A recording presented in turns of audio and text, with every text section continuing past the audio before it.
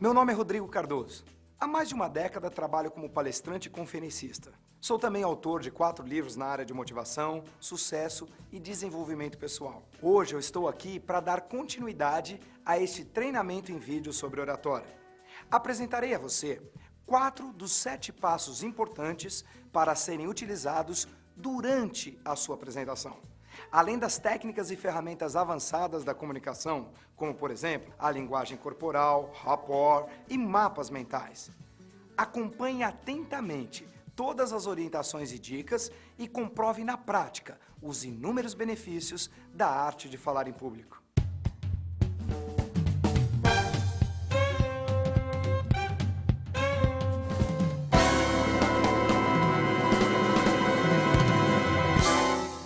Vimos no volume anterior 3 dos 7 passos para uma brilhante apresentação. Quais são eles? O primeiro é: parabenize no início e não no fim.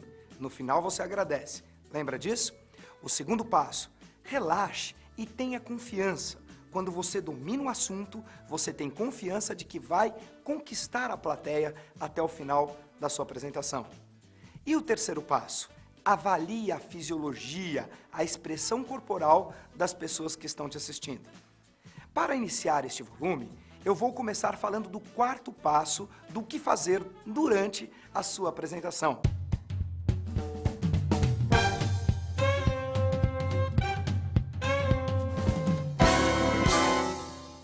O 4º passo é o seguinte: se você souber uma história, uma metáfora, uma dinâmica ou até mesmo uma piada, utilize esse recurso sim, porém com confiança.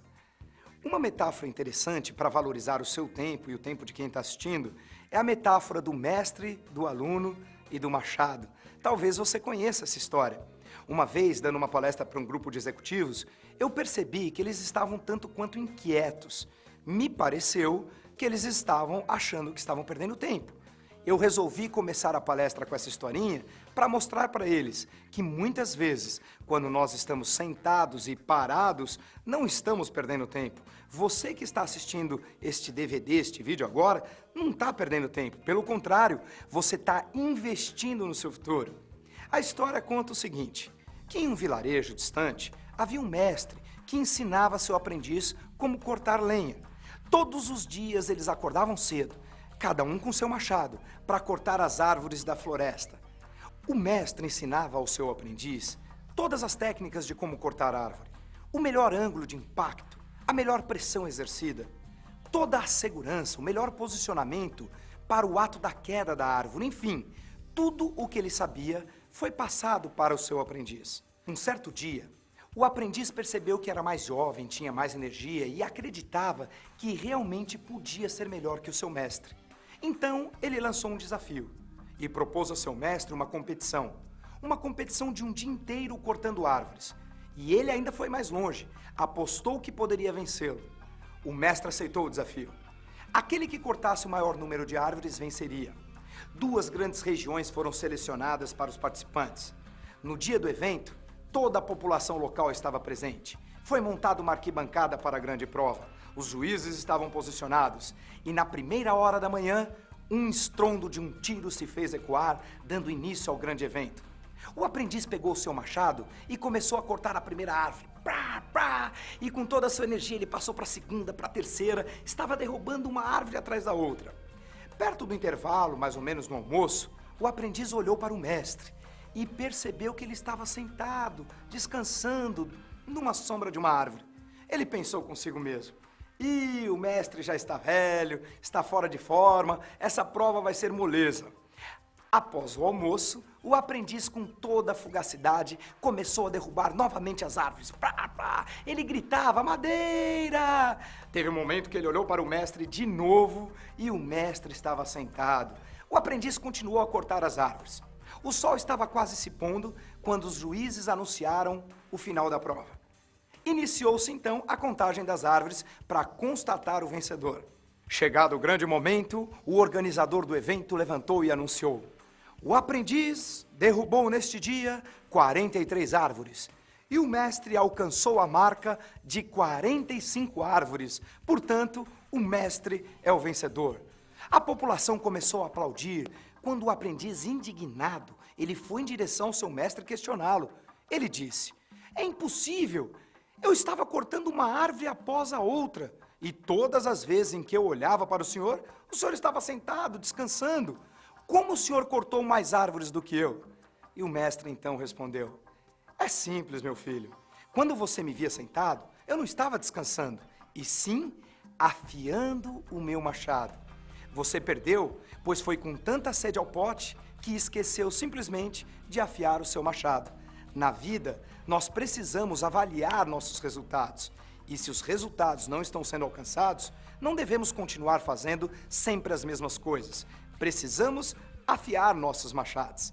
E foi assim, então, que eu comecei aquela apresentação para aqueles executivos, para valorizar o tempo deles. Eu disse: turma, o que nós estamos fazendo agora é afiando os nossos machados. Talvez as pessoas que olhem de fora achem que nós estamos parados, sem fazer nada. Talvez quem veja de fora acha que você agora está perdendo tempo. Mas, na verdade, o que você está fazendo é afiando o seu machado. Ou seja, se preparando para que na próxima machadada você faça isso com mais eficácia, com mais eficiência. Portanto, o quarto passo de uma brilhante apresentação significa você utilizar de recursos como metáforas, historinhas, dinâmicas, para poder ilustrar a sua mensagem, ilustrar melhor a sua apresentação.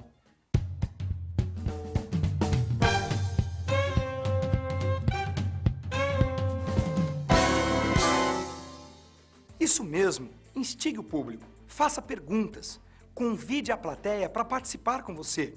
A pior coisa que tem é nós assistirmos um palestrante que não interage com a plateia. Ele fala, e as pessoas que quiserem prestar atenção prestam, e quem não quiser não presta atenção, perde a atenção, perde o foco daquilo que você está querendo passar. Eu tenho muito hábito de fazer perguntas para o meu público. Toda hora eu pergunto: vocês estão comigo? Sim ou não? Vocês compreenderam o que eu falei? Gente, está fazendo sentido isso que eu estou falando para você? Alguém tem alguma dúvida? Levanta a mão. Eu peço muito para as pessoas levantarem a mão, responderem sim ou não. Essa é uma maneira muito eficaz de você trazer o público para você. Com isso, algumas coisas você ganha. Primeiro, você ganha a informação se eles estão gostando ou não da sua apresentação. 2, você também ganha a informação se essas pessoas estão entendendo aquilo que você está falando. Lembre-se, eu não me incomodo de repetir que o bom comunicador não é aquele que fala bem, e sim aquele que tem certeza de fazer as pessoas entenderem bem aquilo que ele está falando. Portanto, se você está fazendo uma apresentação, certifique-se de que a plateia está compreendendo. Faça perguntas, não tenha vergonha. E se por acaso eles não responderem, faça aquela brincadeira que eu ensinei no outro volume. Diga a eles: gente, aqui é assim, sim é assim, isso aqui é não. Quando eu perguntar, responda sim ou responda não, mas faça alguma coisa, participe comigo. É óbvio que sempre, quando você conseguir a participação do seu público, a sua apresentação, a sua palestra vai ficar 1000 vezes melhor.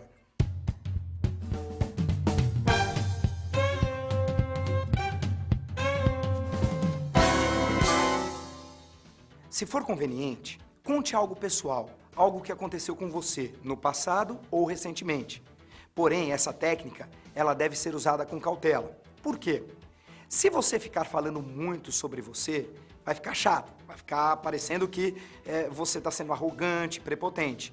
No entanto, na prática, eu tenho percebido o seguinte: todas as vezes que eu paro e conto alguma coisa que aconteceu comigo, desde que este fato esteja no contexto do conteúdo da mensagem que você está querendo passar, isso vale muito a pena.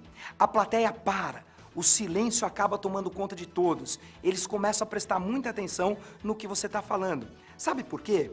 Quando você conta algo pessoal, isso mostra que você é um ser humano, como eles. Isso dá a impressão de que você fugiu um pouquinho do roteiro teórico e de que você está improvisando. É muito interessante isso. Eu normalmente nas minhas palestras, eu procuro ver alguma coisa que aconteceu antes da palestra ou no meu passado para poder encaixar algo que tem a ver com o conteúdo daquilo que eu estou querendo passar. Uma historinha pessoal, ela sempre ajuda, mas ela deve ser usada com cautela. Quando você quiser a atenção das pessoas, é interessante que você até desça do palco e entre no meio da plateia. Essa é uma técnica interessante para você contar algo a seu respeito. Porém, muito cuidado com essa técnica, para você não exagerar, senão ela perde o efeito. Quando você caminha entre a plateia, você chama a atenção de todos. Isso é maravilhoso. Agora, se você ficar fazendo isso muitas vezes, numa apresentação de 1 ou 2 horas, por exemplo, você acaba estragando todo o efeito da técnica.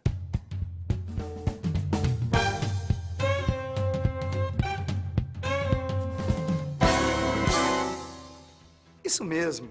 Seja objetivo. Apresente a mensagem, fale a mensagem e repita, de maneira sucinta e conclusiva, a mensagem.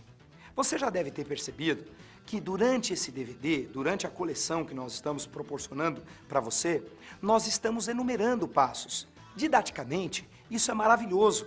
Para uma palestra, principalmente para quem está começando, para quem é iniciante, enumerar os tópicos daquilo que você quer ensinar é maravilhoso. Maravilhoso para quem? Para a plateia, que tem uma noção de quanto tempo está passando, de como está o andamento da sua apresentação. E é maravilhoso para você, porque não te deixa perder nenhuma informação. Você se lembra qual que é o próximo passo daquela informação que você quer passar. Por exemplo, aconteceu comigo uma vez de ter que apresentar uma palestra em apenas 50 minutos. Eu digo apenas porque, para mim, 50 minutos é muito pouco tempo.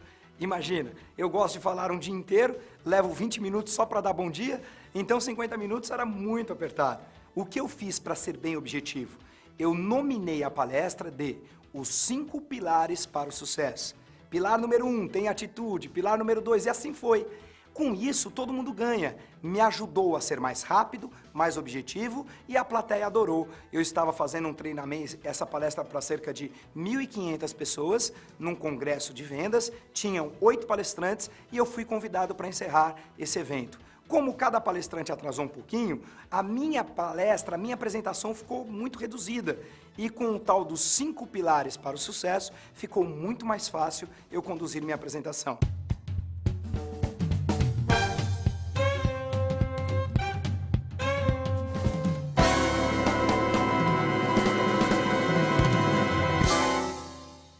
A postura mais elegante para você começar uma apresentação é parado no meio do palco, com os pés alinhados para frente, na largura dos ombros, permitir que os seus braços caiam sobre o corpo de uma maneira elegante e imaginar que tem um fio invisível subindo levemente o seu corpo para que você mantenha essa postura. Atenção! Muito cuidado com os pés 10 para as 2 ou aqueles 15 para as 3, sabe? O pior é quando os pés estão ao contrário, dando uma impressão de timidez. Então lembre-se, os pés levemente afastados na largura do ombro e os braços caídos. E talvez você me pergunte, Rodrigo, e os gestos?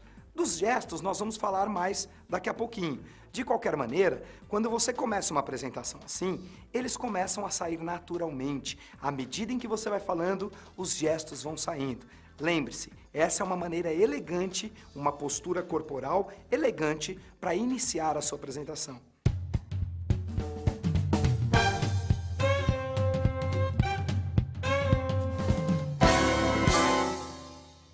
Tenha congruência na sua expressão facial. Se você estiver falando de algo feliz, algo alegre, sorria ao falar. Se você estiver falando de algo triste, faz uma cara de triste. Se você estiver com espanto, faz uma cara de espanto, entende?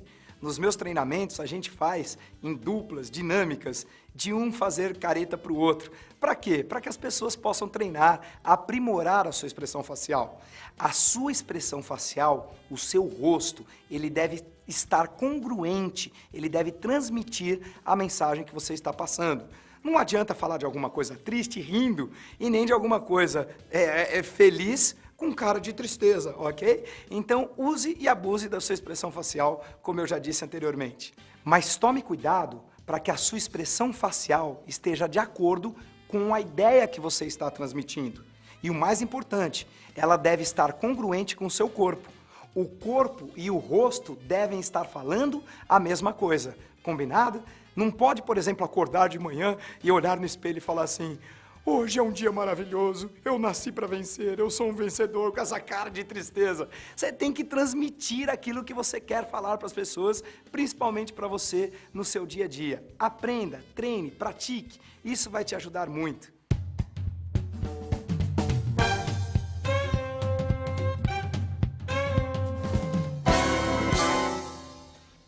Para mim, na minha opinião, entusiasmo faz toda a diferença. Entusiasmo significa Deus dentro de você, significa mostrar que você está transmitindo amor, que você gosta do que você faz. Gente, problemas todos nós temos. Eu tenho os meus, você tem os seus. Mas no momento em que você está num palco, numa apresentação diante de uma plateia, você precisa ser capaz de se isolar dos seus problemas, se concentrar na sua fala e entregar para a plateia o melhor de você. Eu sempre começo minhas apresentações fazendo um contrato verbal com todos. Eu digo, conta com 110% da minha energia, conta com o melhor de mim, mas eu quero saber se eu posso contar com vocês também. Posso contar com vocês? Sim ou não? Lembra? Eu faço a pergunta para a plateia, eu instigo a plateia a participar junto comigo. E o entusiasmo, ele faz toda a diferença. Eu lembro de uma vez que eu tinha perdido a carteira antes da minha palestra. Você consegue imaginar? A minha cabeça pensando na carteira, e agora eu perdi a carteira? Só que eu sabia que no momento em que eu fosse falar, eu não podia transmitir essa preocupação. Então eu fiz aquela concentração inicial, que você já aprendeu, e fui para o palco. Fui para o palco simplesmente esquecendo de tudo, dando o melhor de mim. Adivinha, logo depois da palestra, eu encontrei a carteira. Teria valido a pena eu colocar isso em jogo, eu ter trazido à tona essa preocupação e com isso ter comprometido a minha apresentação? Claro que não. Lembre-se disso.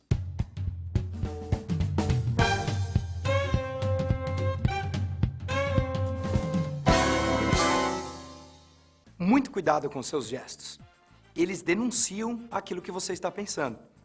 Tem muitos palestrantes, muitas vezes, quando está iniciando a sua carreira, ou mesmo iniciando a arte de falar em público, que fica nervoso, não sabe o que fazer com as mãos. Fala, caramba, eu tenho 2 mãos, o que eu vou fazer com elas? Às vezes fica com as mãos assim, mexendo, e isso transmite o nervosismo. Se for o seu caso, uma ideia interessante é colocar as mãos para trás. Aí ninguém percebe que você está nervoso, entende? Na verdade, a melhor posição, como eu já te disse, é com os braços soltos ao longo do corpo. E os gestos, eles devem vir naturalmente. Os gestos, eles vêm para enfatizar a sua fala.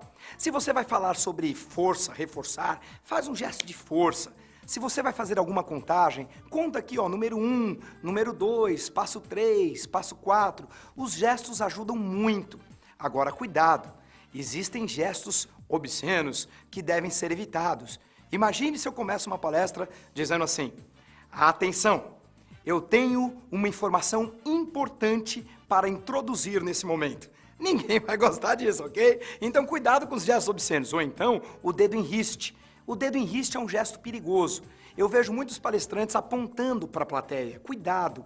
Quando você aponta para dizer você, esse dedo aqui, ele traz na mente, no inconsciente do público, uma âncora. Âncora é o quê? Uma lembrança do passado. Todas as vezes que os nossos pais brigavam com a gente, como é que eles faziam? Apontavam o dedão pra gente assim, não é verdade? Então, se você quer falar você, não precisa apontar o dedo. Faz um você dessa maneira, olha. Se você quiser, eu estou aqui com você. E vai fazendo seus gestos de uma maneira mais tranquila. Cuidado com o dedo em riste, cuidado com os gestos obscenos, ok? Fique com as mãos livres e aprenda a gesticular. Os gestos têm que estar de acordo também com a plateia. Se você for falar com milhares de pessoas, os gestos vão ser de uma maneira. Se você for falar com um grupo pequeno, os gestos vão ser de outra forma. Isso nós vamos aprender adiante. Eu já falei com mais de 6.000 pessoas num congresso em Fortaleza e já falei com 9 vendedores de elite de um banco, que foi muito mais difícil do que falar com as 6.000 pessoas. Mas ainda assim, a avaliação da apresentação foi maravilhosa. Então, atenção com os seus gestos. Combinado?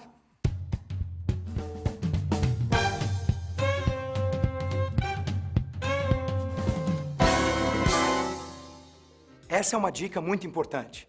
Muitas pessoas não sabem onde se posicionar, o que fazer. Tem pessoas que vêm para frente e para trás, para um lado e para o outro. Parece aquele balança, mas não cai. Fica sem congruência, fica sem firmeza. Você precisa transmitir segurança. E a segurança você transmite também pela firmeza do seu corpo. Olha para um lado da plateia, fala. Aí você caminha um pouquinho, respira.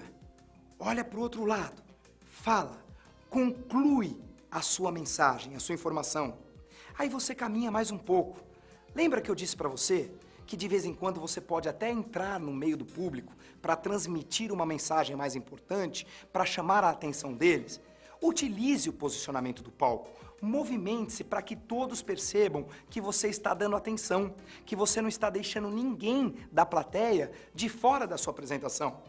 Não é legal ficar o tempo todo plantado no meio, mas também não é legal ficar correndo de um lado para o outro e falando junto com o andar, parecendo um ping-pong. As pessoas se perdem.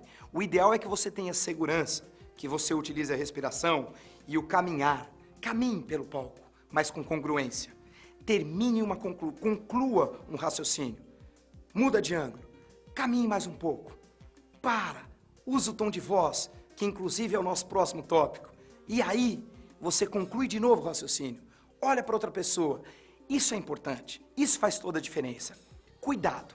Nem para ficar plantado o tempo todo e também para não ficar correndo de um lado para o outro como se fosse uma barata tonta. Você tem que ter congruência, firmeza e segurança.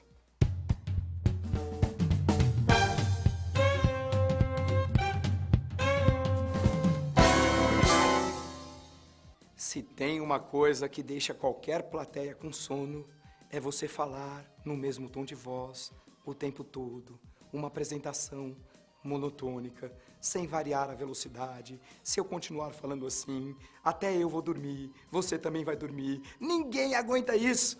Você precisa variar o tom de voz. A pior coisa que tem é assistir uma apresentação monotônica. Quando você for falar de algo de ação, fale rápido mesmo. Fale para as pessoas que estão te ouvindo de uma maneira mais veloz. Se você for falar de algo sentimental, diminua a velocidade. Abaixe o tom de voz. Fale de maneira mais calma. Isso traz sensibilidade para a plateia. O tom de voz tem que mudar. Coisas importantes podem ser... Você pode chamar a atenção da plateia quando você tem que falar de alguma coisa importante abaixando o tom de voz. Pessoal, o que eu vou falar agora tem absoluta importância. Você pode também falar muito rápido e com muita velocidade quando você está ilustrando uma ação, uma história, algo que aconteceu. O importante é o seguinte: manter a variação do tom de voz. Uma apresentação monotônica é horrível. Com certeza você já deve ter visto uma apresentação como essa. Eu tive professores assim durante os meus estudos, dava muito sono na aula deles. Então, se você quer ser um excelente, um extraordinário palestrante, aprenda a variar o seu tom de voz de acordo com aquilo que você está falando.